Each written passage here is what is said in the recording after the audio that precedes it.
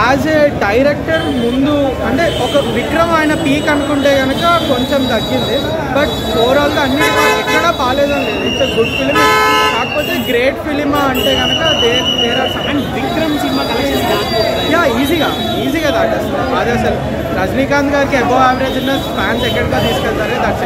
And Rajinikanth గారి character Nagarjuna గారి character అంటే ఎవరి వాళ్ళిద్దరికన్నా కానీ శృతి హాసన్ది రజనీకాంత్ గారిది వాళ్ళిద్దరిది బాగుంది.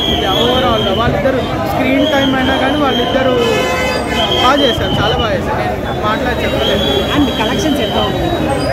మేబీ 700 to 800 వస్తుంది. బట్ కొంచెం ఓవర్సీస్ వర్కౌట్ అయ్యి ఇంకో సినిమా ఉంది.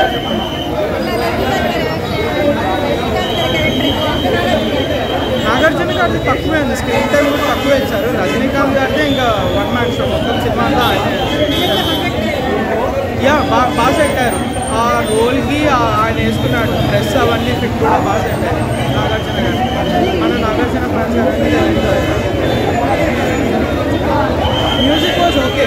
మనం ఆల్బమ్లో ఏవైతే వచ్చాయో సినిమాలో కూడా అవే పెట్టారు.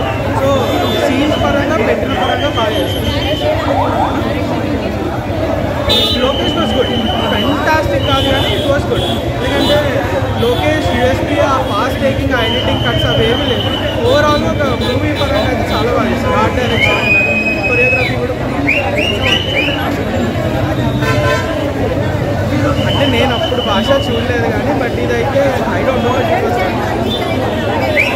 అలా ఏం లేదు. ఒక ఫ్రెష్ ఫీల్ ఉంటుంది మూవీ అంతా కూడా.